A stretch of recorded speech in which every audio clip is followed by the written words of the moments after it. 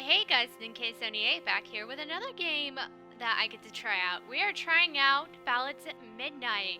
It is a slightly new release at the time of this recording. It is free to play on Steam, and I think it's about vampires and stuff, so I'm gonna get started because vampires are cool. I took a look at the settings and messed around with it. Prelude to Dawn. So I can save and I can auto and whatnot. My wrists itch. My stomach is churning and empty. My legs are sore.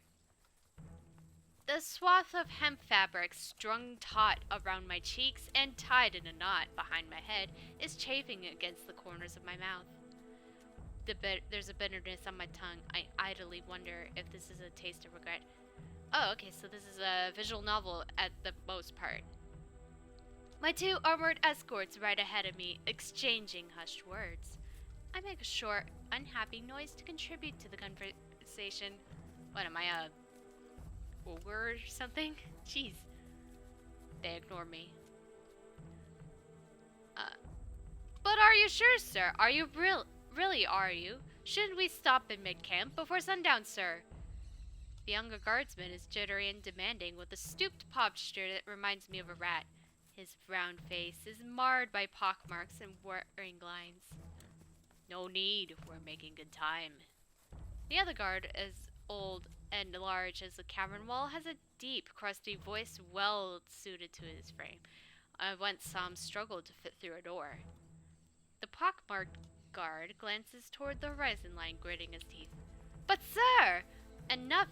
Enough. We will rid of her today. Be rid of me, like being rid of some piss-stained rug? How rude. What did I ever do to just warrant such objectification? Feeling vexed, I continue to groan and yell against the hemp between my teeth. It's inarticulate and far from the most graceful sound I've ever met, but I make it sound increasingly urgent. Noise and more noise. One of them pull the reins on this horse, dismounting with a dull armored clatter like a rattling dish cabinet. It's the younger one. Good. He approaches me, muttering as he swears and reaches back to yank from my gag from my head. What, convict? What is it now? Oh. Maybe I should flirt with him. Most people buy me a drink before they bring out the gag. Stop it! He hisses the word low under his breath. Through his ears glow a traitorous shade of tomato red. It wasn't funny the first time. It wasn't funny the next time. There won't be even a next time at the rate we're going. I can say it again pretty fast, I think. Gods, you really haven't drilled your lesson. What's wrong with you? He almost sounded amazed. If my hands were untied, I'd twirl my wrists and do a curtsy. So instead, I sidled up to him, reaching out to brush my ankles near his waistband. What's wrong? I'd wager you know exactly what's wrong. I was under the impression we'd moved past ritualistic sacrifices of civilization, you see? I thought we were better than all of this. Yet here your knuckleheads are, dragging me through the woods to feed me to a godforsaken vampire. I stomp out a branch and I get close enough, then the ensuing crack obscures the sound as I unsheath the dagger from his belt. I palm it under my sleeve in a quick motion, hoping my ruse goes unnoticed. The guard stumbles away from me. He draws his sword to keep me at bay, snarling. You keep away, you heretic! Don't come near me. I raise my bound wrists in front of my chest, widening my eyes to look appropriately frightened. And I still have his dagger. By the time he clambers back onto his horse, his older companion extends his arm and smacks the back of the young guardsman's head. Idiot! Now we have to listen to her belly aching for the rest of the journey. Do we? The young guard rubs his head, sounding defensive. She's caused nothing but trouble. Why not slit her throat and be done with it? Let the wildlife take care of the remains. Ah! The old guard hits him again. I find humor in his slapstick routine if they weren't discussing my imminent demise. Shush, boy. We carry Her Majesty's orders to the letter, you and I. No shortcuts. You know the severity of our laws. Underhanded practice will cost you your damn hands. The pockmarked guard hunches further at his shoulders. His eye darts around like he wants to argue, but he begrudgingly clamps his mouth shut. I, on the other hand, have dogged penchant for my observations known and am blessed with quick retorts. Or is it just the costs of fingers if you're lucky, I notice our wise old man here is missing a digit or two. I raise my wrist-stained palms, wiggling my fingers. They glower balefully at me.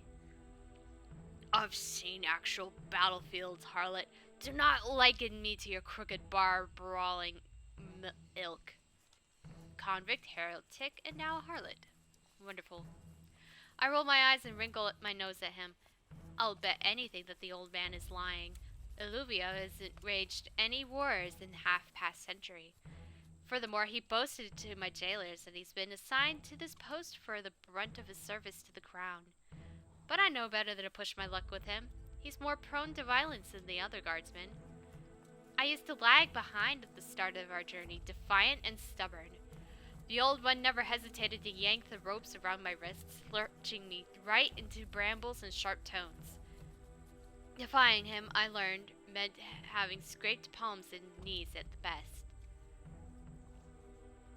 Our pace carefully slows when we cross over a mossy log and a series of thick, tangled roots, for the horse's sake, of course, rather than mine.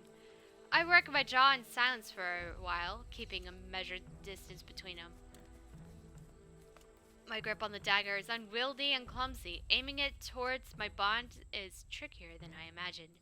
I flinch as I pointed the tip jab against my inner arm, but shoot, the guards a winning smile when they turn to look at me. So, good old cursed forest, eh?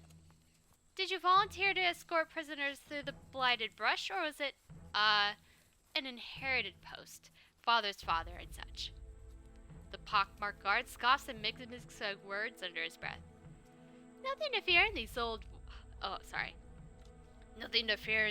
wood, lass, if you're not properly armed. Nothing but bears and wolves.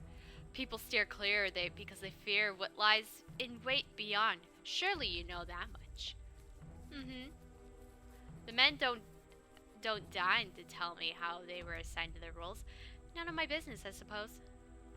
An overhead canopy of leaves parts, allowing patches of sunlight to heat my scalp and cheek. The journey has long been exhausted, but not altogether difficult. I'd even consider it idyllic from its perpetual backdrop of birdsong and distantly running water. Any sense of leisure sinks and coils at the pits of my stomach as I realize that the birds have gone silent and the sound of water has risen to a dull roar.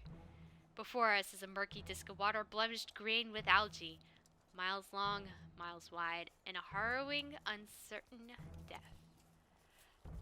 A jagged, ostentatious estate protruding from the ground like a sword through someone's back looms across the water's expanse. Not the first decrepit castle I've seen in my travels, but perhaps it may be my last.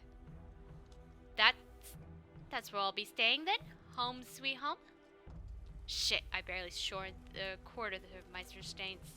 Even if I make a break for it now, they'd run me down on horseback. I tried it before, back when they marched me through the greater plains.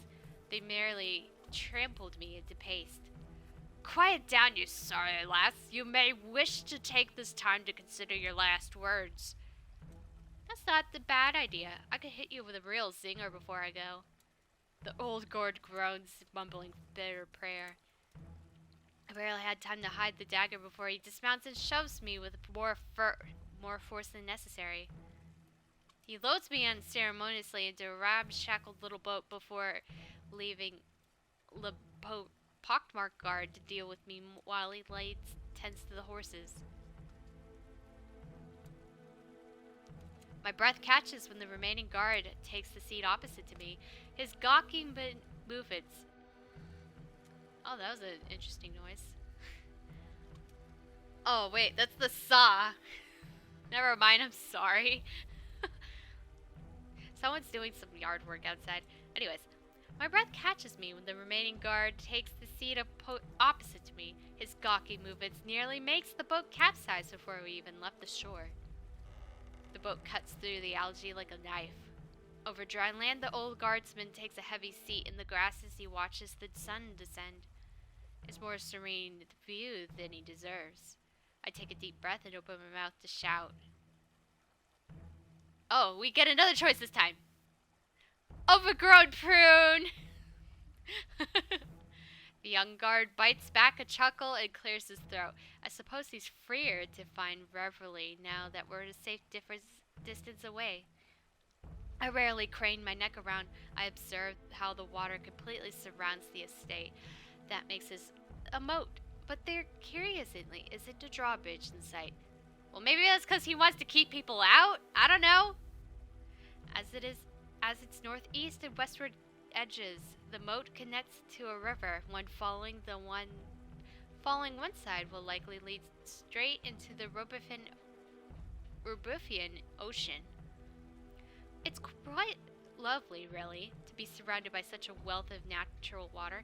Shame I did never learn how to swim. I don't suppose I could persuade you to ferry me over yonder all the way around the estate on the other side of the shore. The guard elects not to reply. He won't even look at me now. Aside from the oars carving for the water, the remaining boat is hushed and nerve-wracking. I sit straight and stock still, trying to keep my weight centered despite the stinging insects nipping at my neck and ankles. The sun turns red as it dips closer to the horizon. Oh, it's like a blood moon. It takes half an hour to reach the other side, if not longer. Beyond the lip of the water is a carved ledge with a pit of trenches surrounding the estate's perimeter. The guard wastes no time forcing me upright and pushing me off the side. I fall into a roll barely cushioned by the impact of the grassy mud. I aim myself back up with effort, ready to yell the insult boiling at the tip of my tongue. To my surprise, the young guard is still there, lingering at the edge. I don't know. Miss me already? I quirk my head to the side and bat my eyelashes at him. His response is slow and deliberate. I won't even remember you by tomorrow. I hardly know you, convict, and you don't even know my name. Who needs names? We are two ships passing in the night, you and I. But it's not too late to change that, We can still run off into the sunset together. Come on, help me up. With the sun setting behind the guardsman, his features are cast in an unreadable shadow. His fingers twitch and tap at his sides. He casts an uneasy glance over his shoulder before, finally, he grumbles and rummages through his overcoat. From it, he pulls the neck of a familiar instrument and throws it into the ground with me. I cry out as my lute lands in the mud and nearly falling onto my own shoulders as I reach and fail to catch it. You'll owe me in your next life, convict. I hope this accursed thing provides you some comfort in your final moments. I glare up at him. Old guy made you nervous, didn't he? All that talk about cutting off hands for being underhanded? Shut up! I knew you were acting jumpy for a reason. I just knew it. You were gonna pawn off my poor little beauty here, but now you don't want to risk getting caught with it. Harlot! He spits at me before he hurries away.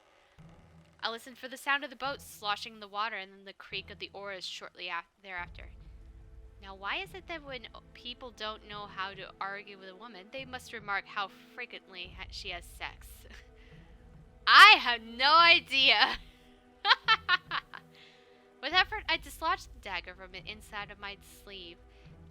Still unwielding, but cutting off myself loose is a little easier when I don't need to hide the blade from my captors. Sweet. I pick up my loop carefully, wiping the dirt off the grime before I check its strings.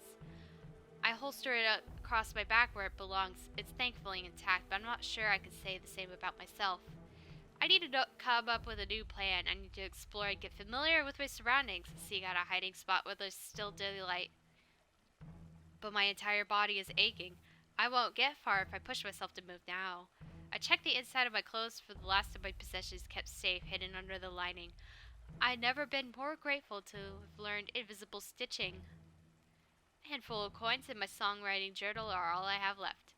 I have hidden a number of small blades on my person, but I was too reckless in my previous escape attempts.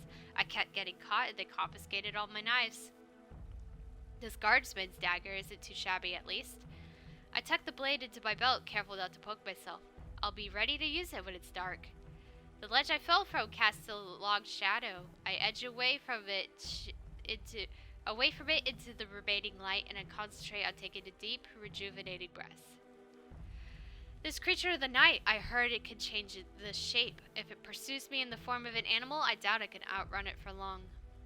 It is wisest to save my strength so I can battle it, whatever form it takes. After all, I'm not determined to go down easily. Interesting. Chapter 2, Rhapsodic Introductions. Dusk falls. There's barely a sliver apricot orange glowing across the horizon, which means the shelter of light dims and shrinks by the minute. I shiver as the evening cold burrows under my clothes, and I sense the vampire just moments before I hear it speak. Well, another gift from the crown. Oh wow, he sounds sexy. The creature's airy, serpentine voice moves around me as it prowls beyond the perimeter of the radiating light. It's watching me, circling me like a vulture. What grievous crimes you must have committed to be sent all the way here. I draw my dagger, pointing it at the source. Assessing your dinner, beast? Your mother should have taught you not to play with your food. The voice lapses into a contemplative hum. My heart hammers against my ribs as I lose track of the vampire in the silence. I twist around, catching sight of its eyes reflected in the moonlight right when it lunges. The vampire snatches me by the wrist. The skin on its dark-clawed hand bubbles under the waning sunlight before it wrenches me into the shadows. My dagger clatters to the ground. You're talkative. I usually like it when they're talkative. But yours is an insolent nature. No doubt you've ended up here by disrespecting some local authority. The vampire hoists my arm above our heads, positioning us face to face as he regards me. Oh! I scrutinize him in return. He bears similarities to a human man, but I steal a glance upwards, observing his already healed hand with dismay. You smell of chain rust, fresh soil, dried blood, and incense. Yeah, I'm a big hit with nuns and orphans. What am I doing? This isn't the time for banter. I struggle in his grasp. He steps forward and we remain blanketed under the gloom of darkness. There's a clatter underfoot as he drives his boot under my dagger, kicks it upright, and snatches the blade out of the air in a fluid motion. He twirls the dagger between his long fingers, appraising it. Most unusual. Few of my guests manage to smuggle a means to escape their bonds. If I had to wager, you must be a talented cutpurse, which wouldn't be the worst offense, all things considered. Alright, give me a second. Sorry about that. Stop manhandling me! With my free, open palm, I smack him hard across the face and yank my captive hand free. He flinches at the blow, looking more astonished than anything. I don't stay long enough to watch how he reacts next. I run. My lungs are heavy in my chest, my body is screaming at me to catch my breath, but I can't stop now. Don't stop me. No, sorry. There's nothing I can use in the courtyard. My only choice is to head into the estate and hope to find a means of escape. Well, good luck, because we have to swim across a moat. There's got to be a ladder or something I can use to scale that damn ledge. I just need to find something buoyant, like a wooden panel or a door. Something. I ran down dizzying identical hallways. Down several cavernous rooms, displacing diner chairs and overturning saloon end tables in my wake. But there's nothing I can use to escape. Nothing I can narrow down in my panic. All the while, the vampire follows me with an even stride. He rubs his cheek with narrowed eyes. Will you slow down? This is terribly tedious. No. Why is he, like, hot? I don't know. He hasn't changed his shape, but I know how quickly he could pounce if I let him near. I can't let him get close. I topple a nearby cabinet, sending careening onto the floor between us. The vampire makes a small offended noise amid the sound of crashing glass. Before he could react further, I seize a standing vase and hold it aloft, ready to throw. Stop it. Calm down. I pivot my grasp on the lip of the vase, bending my arms menacingly. Water and flowers slosh into the floor. You dare to tell me to calm down? Really? There's an audibly muffled sigh where the vampire steeples his hands in front of his nose. I despise the chase. Look at this blasted mess. Do you realize no one else lives here? After you're gone, who do you think has to clean up the remains of your rampage? I don't know. I'm sorry. Are you criticizing the way I'm fighting for my life? You must understand, mortal. Despite what the good people of Illuvia will have you believe, I have no bestial compulsion to take your life. All right? Oh? Though I'll admit you have sorely tempted me with the prospect of your demise, there is a civilized alternative worth considering. What is it? A civilized alternative to become a withered, bloodless corpse decorating this hallway? I keep the vase aloft, halfway between the willful rebellion and uncertain curiosity. I'm listening. That is all I ask. First of all, this here. He dangles the dagger between his two fingers as slow as a dirty sock found in the chambers. As a show of good faith, I will return to you this nasty little thing. In exchange, you will not stab me with it. Its blade is neither sharp nor long enough to kill me, but it will deeply annoy me. If I am deeply annoyed, I will be forced to rescind my good faith and tear you to shreds. Understood? I furrow my brows, but I nod. It makes sense. If I actually want to incapacitate him, I need a larger weapon. I've yet to hear any myths where vampires are notoriously weak to standard cavalry daggers. Good girl. Here. He tosses the dagger over to me. It slides along the floor until I stop it with the heel of my boot. I don't bend to pick it up. Our next matter at hand is the barter. I've been known to spare and set my prisoners free in exchange for knowledge or for an item of substantial value. Fortunately for you, I noticed the loot strapped to your back while you were racing through my abode. So you want my loot? Oh no. I pivot my torso away, trying to hide in the instrument from side. Come now, don't be selfish. Give it to me and you will have your freedom. Your life will be yours again. Keep away from Illuvia and lay low for several years, and the crown will be none the wiser. I can't. What? I cared for it since I was a little girl. How can I possibly give it up now? I can't give it to you. No. Oh. Alright. I nearly lost it once already. Nothing is stopping you from purchasing a new one once you have your freedom. He is right there, though. Usually you should I'd say usually. It might be better, even if the possession is a keepsake, then you can never get the same exact thing of it again. Sometimes it's better to have the memories of it in your head and keep alive than to just leave something like that behind. Certainly you'll have to save up for a while. I recognize the value of an average instrument, let alone how much an artisan lute must cost now after centuries of inflation. However, you will have plenty of chances to... No. No. I said I won't give it to you. Why not? Why is he angry at me, hypocrite? I raise my voice to match his tone. I can't help it. I get competitive. You imply me to be insensitive on the grounds of trampling through your home, but what about you? Demanding my only means of providing for myself. Your only means? Nonsense. You're able-bodied, young, far from hideous. Once you have your freedom, I'm quite certain you'll figure something out. Your venerable age must have impaired your hearing then, vampire, because I'm not sure you quite caught it when I repeatedly said no. I am not giving it to you. He must have used Colgate, because his teeth are very white. Fine. Then you're not leaving.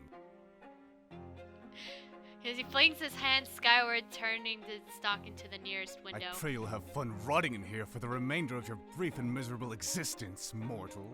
At which point you and I might have something in common.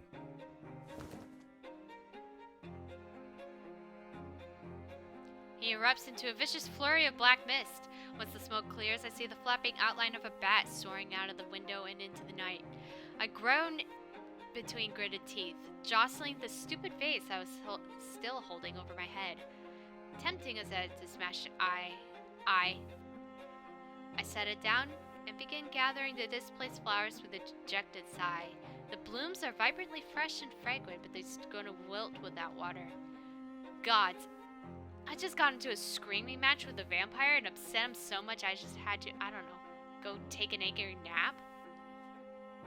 I'm still alive. I should really count this as a win, but I don't know. My chest is tight with apprehension. I wasn't supposed to annoy him. He said he'd rip me to shreds if I annoyed him. Damn it! Damn it! God damn it! What have I done? I should have offered to barter with something else. I doubt he'd be interested in a few coins I have, and I can't bear to part with my music, but he did mention the option to trade knowledge. Even if he's had centuries of experience of the world around us, surely there's an obscure nugget of wisdom I can impart.